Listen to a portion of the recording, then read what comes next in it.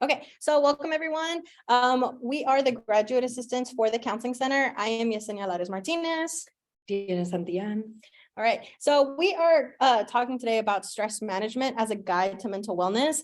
Towards the end of the presentation, we will also be going over Counseling Center services that you all have access to as Texas State students.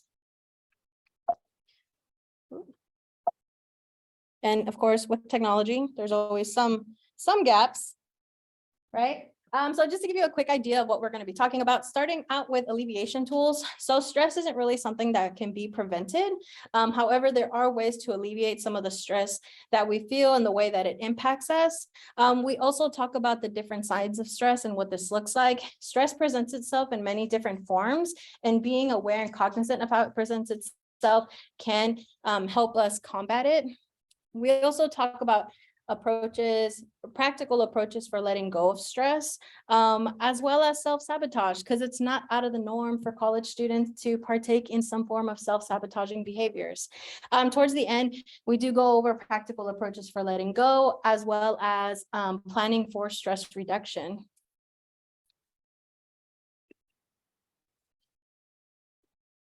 Sorry. All right. So the first thing that we're going to talk about here is that the first one's hit Maslow's hierarchy of needs. So when someone is struggling to meet the needs such as food, clothing, shelter, it can make everything else like barriers and harder to meet, right? So with sleep, this is the first thing we see. You should be getting about 7 to 8 hours of sleep, right? It's super important, especially in college students, because we have so much going on, right? You need to make sure that you are having that time. You have a set schedule, because when you have a set schedule, your body gets used to that. And so I know for us, it can be easy to kind of sacrifice sleeping, especially if you have maybe exams coming up, a lot of projects. We think, oh, okay, like I'll stay up really late and I won't get that much sleep, but then you're no good for the next day, right? So just making sure that you have that time and you have that set schedule, because when we sleep, that has, that kind of like allows our mind and our body to just relax, right? So taking that time. All right, so the next one is eating. So making sure that you're fueling your body with healthy foods. I know that maybe like you have a really busy schedule, so making sure that you have snacks on hand. Say that you know for that day you're going to have back-to-back lectures, so making sure that snacks, your water. I know for me, I carry my water with me everywhere just so I know that I'm keeping my body hydrated, right? So say that you're in class and your stomach is growling. That's what you're focused on. You're not focused on the person that is lecturing, and then you are worried about what you're going to eat, where you're going to eat, right? And then you get frustrated, right? So just making sure that you're fueling your body. So the next one I want to talk about is staying active. So making sure that you are moving your body and getting maybe that fresh air you need. This looks different for everybody. So making sure that you're incorporating this in your schedule. So this may look like going to the gym, maybe like 3 to 5 days a week. Or for me, I like to take walks, or just being here at Texas State. It's a really big campus. So I count that as my staying active, right? So just using different ways that works for you, right? It's going to look different for everybody. So the next one I want to talk about is building connections. It's so important to making sure that you have your community, your friends, because when you feel stressed out, you need to alleviate that stress, like laughing and just being around people. And so this will take time and this will look different for everybody. Okay. So the next one is the resources here on campus. So say you are having a hard time with math, Slack is there to help you. And then the next one is you also have the Student Health Center for physical health needs. And then there is student involvement. We have about probably 400 organizations that you can join, and just keeping busy in that aspect. And then the last one is a care center. So they provide advocacy resources and education.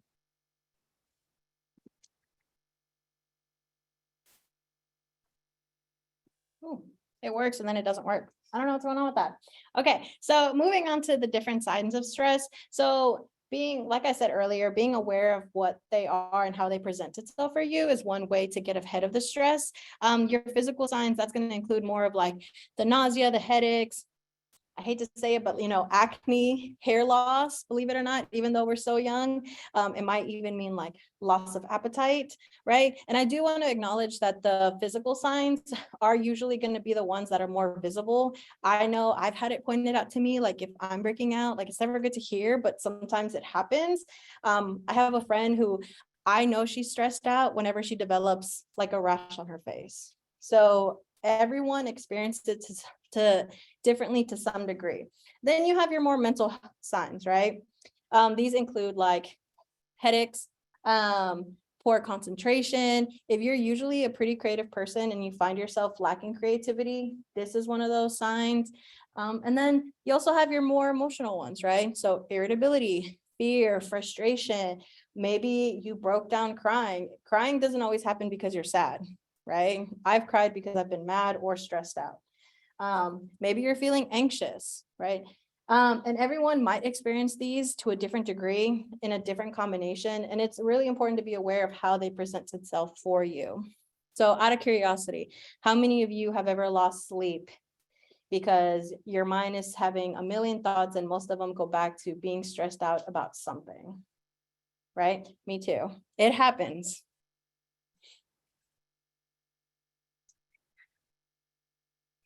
Okay, so this next one is, let's just talk about it. So really what I want to emphasize here is that feeling stressed out or overwhelmed is totally normal and it's okay to ask for help.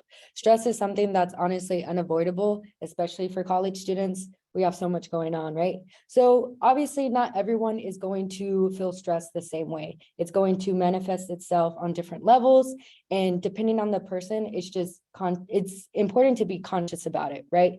It's important to be aware because we are experiencing stress in a situation. It doesn't mean that it's a negative one. So for instance, you start college, you move away, this is your first time away from family and your regular friends, and this is a new normal. You have a new schedule, you are meeting new people. So this can be so exciting, but it can also induce some stress, right? So just making sure that you are cognizant of what's going on and how you feel, right?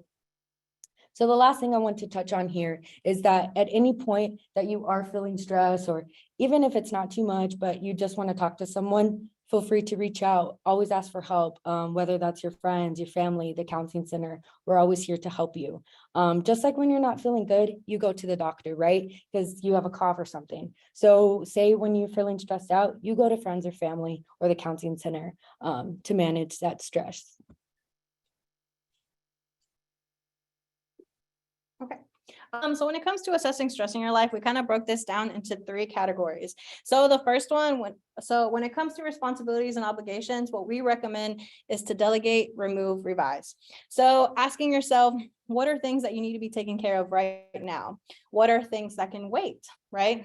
So delegating what's most important and going from there. The next one is expectations. And really the big question here is asking yourself, whose expectations are they? Are they expectations that you've set for yourself? Are they expectations that that others have set for you? It is very common for other people to put certain expectations on you, whether that's family or friends. Your family might expect you to get a perfect grade point average this semester, or they might expect you to join numerous orgs because they want you to build up your resume, right? Then there's expectations that might be coming from friends. I know in my own personal experience, I've had friends that have asked me to join orgs with them, right? But really being mindful of whose expectations are they and if they're important to you, right? Then there is perfectionism, right? So then this leads us to perfectionism, which might feed procrastination. It does damage self-esteem and ultimately is unrealistic because no one is perfect. So remember to be kind to yourself in these times and practice self-care, because if something is unpredictable and goes unplanned, it can happen every day and we don't always have control over things. All right. Okay, so self-sabotage refers to behaviors, actions, or thought patterns that hold you back from being your best self. Okay, so these items that are listed here, they don't necessarily cause stress, but when you're stressed and then you do these things, it can exacerbate what you're already feeling, right? So coffee and caffeine products are very popular to use for college students, especially when finals and midterms roll around. when we're needing to squeeze in extra study time, or when pulling all-nighters. But we really need to be mindful how caffeine affects you and your body, because it is still a drug. It can leave you feeling jittery, anxious after consuming it. So like I said, everybody is different, right? So like for me, I know that I love coffee, but I can't have it after like 1 or 2, because then like it stays in my body and then I won't be able to go to bed. And then it's just self-sabotaging, right? And then I'm no good for the next day. So making sure I'm aware of how it affects me. Whereas the next person can drink like 3 to 4 cups and they're okay. So just remembering like what works for you and your body, right? Okay. And so if you're using nicotine, sugar foods, not eating enough, or binge eating, or consuming any of these things to make you feel better when you're down, just remembering not to use them as an escape or way to cope, right? That's when we need to realize, okay, they're not being used in the recreational way. If you do choose to drink, make sure you're drinking responsibly and always be cognizant of your emotional state prior to drinking and smoking, and even consuming sugary foods and drink. Again, these activities don't directly cause you to be stressed, but it can worsen your symptoms when you're already stressed. Okay. This then leads us into practical approaches for letting go. Okay.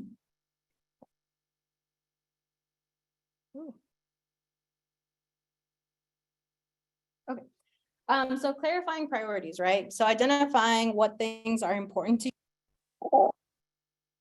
Identifying and using resources. So part of being human is admitting when you need help. We've already like touched on a few of the resources that you all have as Texas State students, but there's plenty more in the San Marcos community and across campus. I know I often hear things all the time that I wasn't aware of. So just becoming aware of that and admitting when you need help is not anything to be ashamed about. It's okay to ask for help when you need it. And we do have assertiveness on here, and assertiveness does not mean be rude, right? There is a difference. So saying no to what is not reasonable right now is okay. Have confidence in knowing yourself and what your limitations are, and then asserting them to help balance your level of stress. And then I kind of feel like assertiveness and communication go hand in hand, right? So the importance of having clear communication. Anything at all. So quick that just like started ghosting you and you had no idea why, right? I know I've had that in some cases. So it's better to say, hey, I'm stressed. I can't talk right now, or I can't hang out. I got to figure some stuff out on my own, right? And tell me that, then just completely jump, like be off the radar, right? And then finally, letting go of what is not yours frees up huge amounts of mental and physical energy, right? So if it's not for you, let it go. And so this is how you take responsibility and control over your mental health.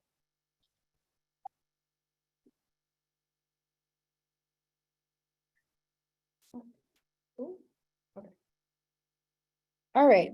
So these next few bullets are a bit more self-explanatory, but I just want to go by each one and just talk about it. Okay.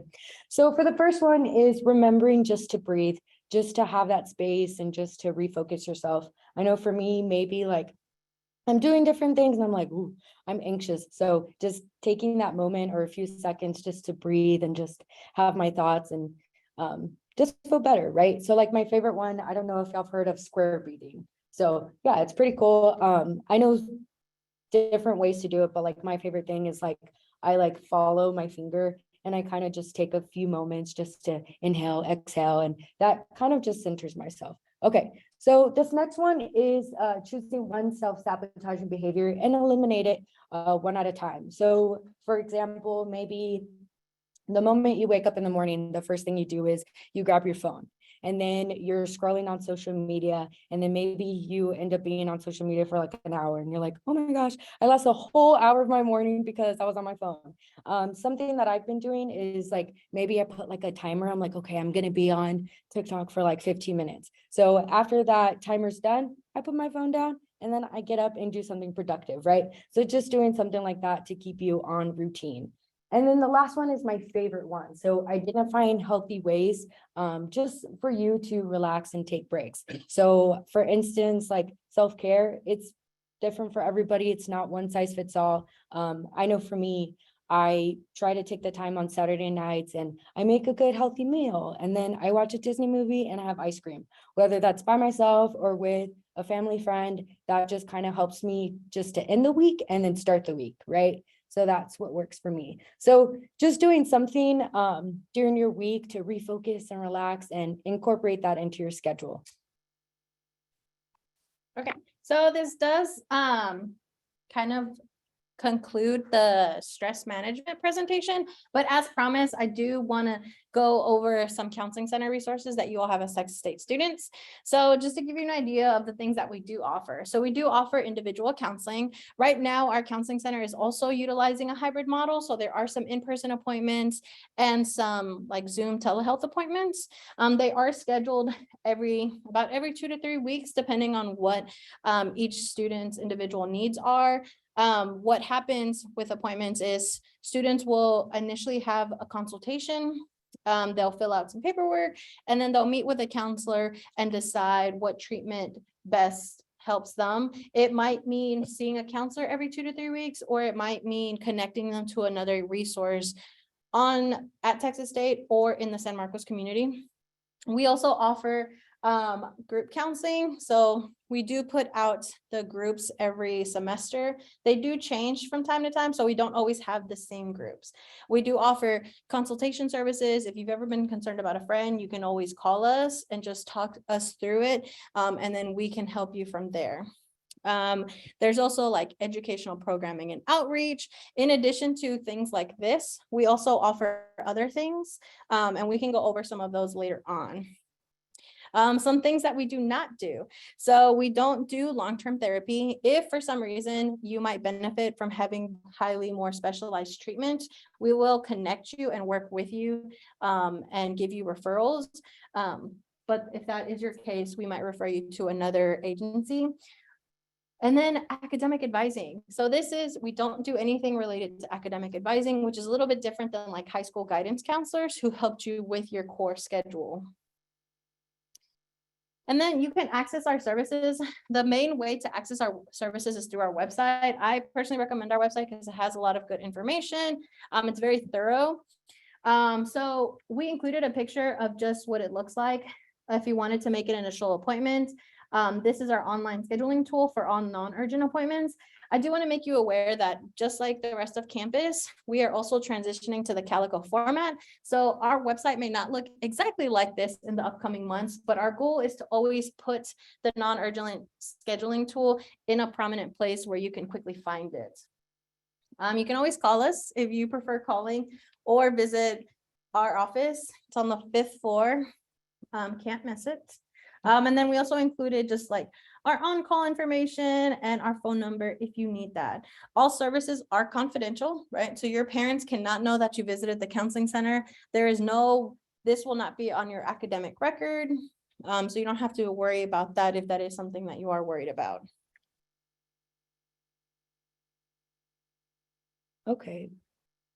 So I'm going to go ahead and talk about some programs that we have. So as currently enrolled Texas State students, you have access to TAL. So it's an online program containing several activities. It's very module style. They also have an app as well. I love it because it's just a different self-help, and it goes through maybe like stress, anxiety, depression. I know there's one on homesickness. I thought that was pretty cool. So it's different, like just resources just to, like I said, self-help. So TAL can be easily accessed from the counseling website under self-help resources. That's where you find it. Just make sure when you do sign up that you use your net ID, because if not, it will charge you. But if you use your net ID, it won't. So yeah. And then our next one is the at risk. This is another training we offer, and it can be accessed through our website as well. You may ask yourself, how do you talk to a friend you're worried about? How do you know when a friend needs help? Where can you and your friend go for help? So this at-risk training is like guided practice scenarios. We've both done it. I think it's very helpful because it's pretty cool. It's very like, I don't know how to describe it, but it gives you different scenarios and you can choose different like what you say to the friend, and it gives you different options to go back and forth.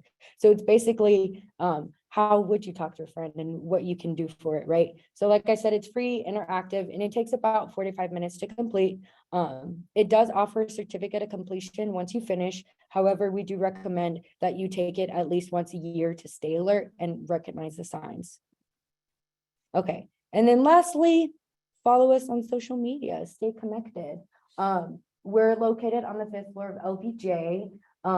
Just like Yesenia mentioned about the online scheduling tool, our number, and then counseling.texasstate.edu is our website.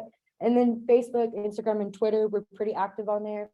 So if we have different webinars, just like this one, this is how we like post about it and just different resources. We do love to put like just different quotes or different like, I don't know how to say it, but it's uplifting and we really enjoy it. I feel like Diana forgot to say that we do like to be, pretty positive on there. So if you ever need just like a little bit of positivity, it's good for that. We also post upcoming events. One of them being our trivia night. That's coming up on October 24th. It is at Georgia's campus just yet, but it is forthcoming. Oh, I don't know what happened. That was me. It turned off. I don't know why it has that. But I did want to leave you with one last quote, and that is just don't let your mind bully your body into believing it must carry the burden of its worries. And then that pretty much wraps up our presentation. If you do have any questions, we will stick around. If you have any questions that you don't want to ask in person, that is okay. You can always email us. If you just start typing in counseling on your Outlook, we will populate. So you can always email us your question, or you can call us if you would like to. For those of you that are on Zoom, if you have any questions, feel free to drop them into the Q&A portion, and we can email us or call us.